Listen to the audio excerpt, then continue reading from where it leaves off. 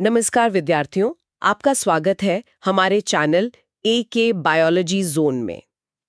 आज हम चर्चा करेंगे कार्बोहाइड्रेट का चयापचय ग्लाइकोलिसिस पर। हाँ, और ये एक बहुत ही महत्वपूर्ण विषय है। बिल्कुल।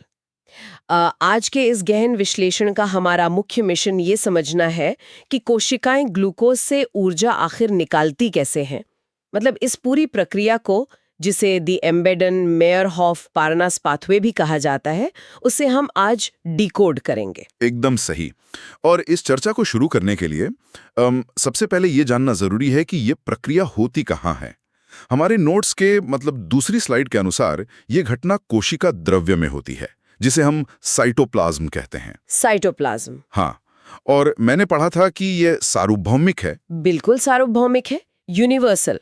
मतलब धरती के लगभग हर जीवित प्राणी की कोशिकाओं में ये प्रक्रिया मौजूद है। ये तो सच में प्रकृति का एक चमत्कार है। अगर हम इसके बुनियादी रासायनिक समीकरण की बात करें, जो काफी बड़ा सा दिखता है, वो है ग्लूकोज के साथ 2 ADP, 2 PI और 2 NAD+। जी, और ये सब मिलकर अंत में क्या बनाते हैं? 2 पायरोमेट, 2 ATP, 2 NADH, 2 हाइड्रोजन आयन और पानी के 2 अणु। हाँ, वो 2 H2O। ये समीकरण देखकर शुरुआत में थोड़ा डर लग सकता है। हाँ, वो तो है, लेकिन आज हम इसे बहुत ही आसान हिस्सों में बांट देंगे। देखिए, एक और बात साफ करना यहाँ बहुत जरूरी है।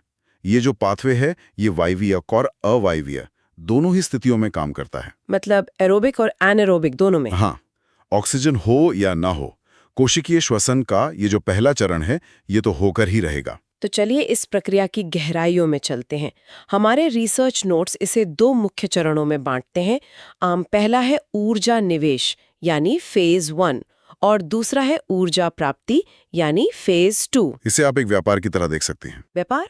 हाँ, जैसे पैसे कमाने के लिए पहले कुछ पैसे खर्च करने पड़ते हैं, है ना? बिल्कुल, वही उपमा यहाँ सटीक बैठती है। कोशिका को ग्लूकोज से मुनाफा, मेरा मतलब है ऊर्जा, निकालने के लिए पहले अपनी खुद की ऊर्जा का निवेश करना पड़ता है। तो ये जो द सेटअप है, इसमें स्टेप 1 से 3 आते हैं। इसमें होता क्या है?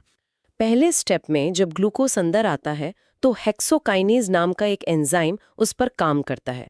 वो एक ATP खर्च करके ग्लूकोज को ग्लूकोज 6 फॉस्फेट यानी G6P में बदल देता है। और नोट्स बताते हैं कि ये एक अपरिवर्तनीय चरण है। हाँ, ये एक वन वे स्ट्रीट है।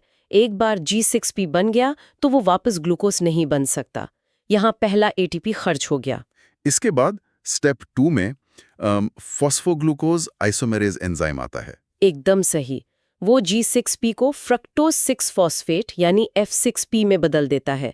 ये बस एक तरह का आइसोमेराइजेशन है, एक पुनर्व्यवस्था। मतलब बस फर्नीचर इधर-उधर खिसकाने जैसा, कोई नया कार्बन नहीं जुड़ता। बिल्कुल। और अब आता है स्टेप 3, जो बहुत ही खास है, द कमिटेड स्टेप। हाँ, ये काफी महत्वपूर्ण है। यहाँ एंजाइम PFK1 काम करता है, फॉस्फोफ्रुक्टोकाइनेज 1। जी, ये दर सीमित चरण है, मतलब रेट लिमिटिंग स्टेप। ये F6P को फ्रुक्टोज 1,6 बिसफॉस्फेट में बदल देता है।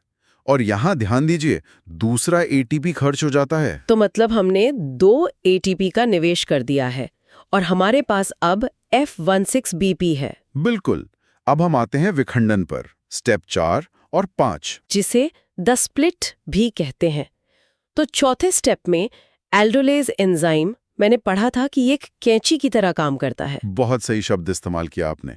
ये F16BP को एकदम बीच से 2 हिस्सों में काट देता है, G3P और DHAP। लेकिन कोशिका तो आगे सिर्फ G3P का ही इस्तेमाल कर सकती है ना? तो उस DHAP का क्या होता है? यहीं पर 5वां स्टेप आता है। ट्रायोज फॉस्फेट आइसोमेरेज एंजाइम उस DHAP को भी G3P में बदल देता है। ओ, तो मतलब अब हमारे पास G3P के 2 अणु हो गए। एकदम। और ये समझना बहुत जरूरी है, क्योंकि अब से आगे की पूरी प्रक्रिया में जो भी होगा वो 2 बार होगा। हर उत्पादन 2 गुना होगा। तो हमारा निवेश पूरा हो गया। अब हम भाग 2 यानी ऊर्जा की वापसी वाले चरण में प्रवेश कर रहे हैं, जिसे पे ऑफ चरण कहते हैं। मुनाफा आना अब शुरू होता है। चलिए फिर छठे और 7वें स्टेप को देखते हैं। छठे स्टेप में क्या होता है? यहाँ ऑक्सीकरण होता है। G3P डिहाइड्रोजनेज एंजाइम की मदद से NADH का निर्माण होता है और 13BPG बनता है। और चूंकि 2 अणु हैं तो 2 NADH बनते हैं। बिल्कुल। और इसके तुरंत बाद 7वें स्टेप में फॉस्फोग्लिसरेट काइनेज की मदद से पहला ATP बनता है। इसे ही सबस्ट्रेट लेवल फॉस्फोराइलेशन कहते हैं ना? जी हाँ, यहाँ सीधे ATP का निर्माण होता है और उत्पाद के रूप में 3-फॉस्फोग्लिसरेट बनता है। और यहाँ भी 2 ATP बनेंगे क्योंकि 2 अणु चल रहे हैं। मतलब जो 2 ATP हमने शुरू में उधार लिए थे वो वापस मिल गए, हिसाब बराबर हो गया। अब जो आएगा वो शुद्ध मुनाफा होगा। अब हम आते हैं द फिनाले पर, स्टेप 8 से 10। 8वें स्टेप में 3PG का 2PG में पुनर्व्यवस्थापन होता है। म्यूटेज एंजाइम ये काम करता है। एकदम सही। और फिर 9वें स्टेप में इनोलेज एंजाइम आता है। ये निर्जलीकरण या डिहाइड्रेशन करता है। मतलब पानी का अणु बाहर निकल जाता है। हाँ, H2O बाहर निकलता है और PEP बनता है, फॉस्फोएनॉल पाइरूवेट। और फिर आता है 10वां और आखिरी स्टेप, ये भी अपरिवर्तनीय है। जी, यहाँ पाइरूवेट काइनेज एंजाइम PEP को पाइरूवेट में बदल देता है और साथ ही एक और ATP बन जाता है। 2 अणु हैं तो 2 ATP और बन गए।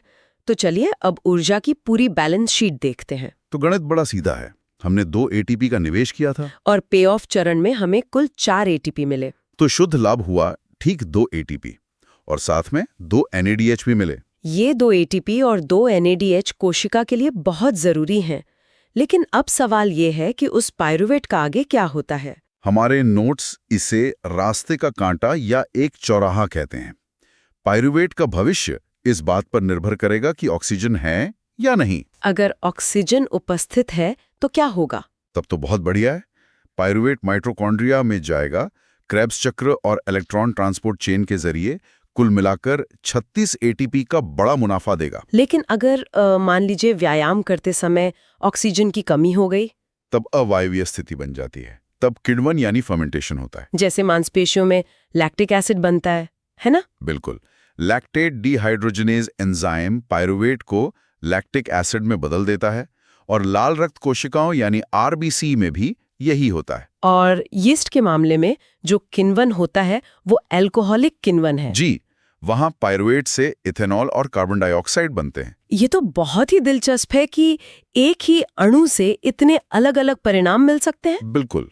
अब हमें इस पाथवे के नियंत्रण और इसके महत्व को भी समझना चाहिए। हाँ, ग्लाइकोलिसिस का नियमन, ये कंट्रोल पैनल कैसे काम करता है? देखिए, मुख्य रूप से 3 एंजाइम हैं जो इसे नियंत्रित करते हैं।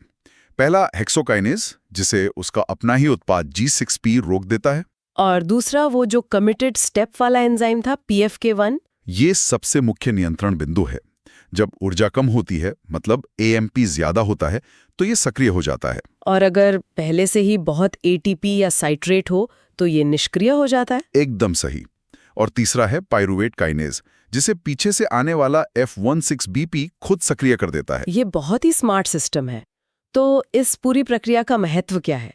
हमारे नोट्स में 4 मुख्य लाभ बताए गए हैं। पहला तो यही है कि इससे ऊर्जा का बहुत तेजी से उत्पादन होता है। और दूसरा, ऑक्सीजन के बिना काम करने की क्षमता। जी, तीसरा बहुत खास है, लाल रक्त कोशिकाओं के लिए ये ऊर्जा का एकमात्र स्रोत है। RBC के लिए एकमात्र स्रोत, क्योंकि उनके पास माइटोकॉन्ड्रिया नहीं होता। बिल्कुल, वो क्रेब्स चक्र नहीं चला सकती। और चौथा लाभ है कि इसके बीच के उत्पाद लिपिड और अमीनो एसिड्स बनाने के लिए कच्चा माल देते हैं, बायोसिंथेसिस के लिए। और अब इस चर्चा को वास्तविक जीवन की बीमारियों से जोड़ते हैं। चिकित्सीय महत्व। हमारे स्रोतों में 3 मुख्य स्थितियां दी गई हैं। सबसे पहला है वॉरबर्ग प्रभाव। ये कैंसर से जुड़ा है ना? जी, वॉरबर्ग प्रभाव के अनुसार कैंसर कोशिकाएं ऊर्जा के लिए ग्लाइकोलिसिस पर बहुत अधिक निर्भर होती हैं, जबकि ऑक्सीजन मौजूद होती है तब भी। हाँ, वो सामान्य प्रक्रिया छोड़कर ग्लाइकोलिसिस को बहुत तेज कर देती हैं। ये तो काफी चिंताजनक है। और दूसरा था हेमोलिटिक एनीमिया। ये तब होता है जब शरीर में पाइरूवेट काइनेज एंजाइम की कमी हो जाती है। तो RBC को ऊर्जा नहीं मिल पाती। बिल्कुल, और ऊर्जा के बिना RBC टूट जाती हैं, जिससे भारी अनीमिया हो जाता है। और तीसरी स्थिति है लैक्टिक एसिडोसिस। जब शरीर में ऑक्सीजन की बहुत कमी हो जाती है तो बहुत सारा लैक्टिक एसिड जमा हो जाता है। ये खतरनाक हो सकता है। ये तीनों उदाहरण बताते हैं कि ये प्रक्रिया कितनी नाजुक और जरूरी है। अगर हम इस पूरे लेक्चर का सारांश निकालें तो ग्लूकोज से शुरू होकर जी, G6P, फिर F1,6,BP, फिर विखंडन से 2G3P और अंततः पाइरुवेट पर जाकर खत्म होता है। और हमारा शुद्ध लाभ रहता है ठीक 2 ATP और 2 NADH। बिल्कुल सही। और मैं बता दूं कि हमने ये सारी जानकारी जैव रसायन की बहुत ही प्रामाणिक किताबों से ली है, जैसे लेहनिंजर, बर्ग, वोएट और हापर्स। तो ये एकदम ठोस विज्ञान है। आज की चर्चा बहुत ही ज्ञानवर्धक रही। मैं अंत में एक बात सोचने के लिए छोड़ना चाहूंगा।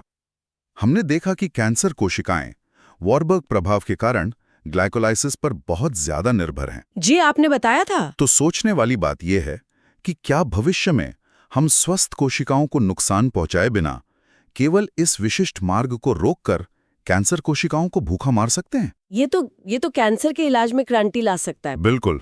ये एक ऐसा क्षेत्र है जिस पर वर्तमान में बहुत शोध हो रहा है। ये वाकई एक बहुत ही विचारोत्तेजक प्रश्न है। अगर आपको ये लेक्चर पसंद आया हो तो वीडियो को लाइक करें, चैनल को सब्सक्राइब करें और अपने दोस्तों के साथ शेयर करें। धन्यवाद।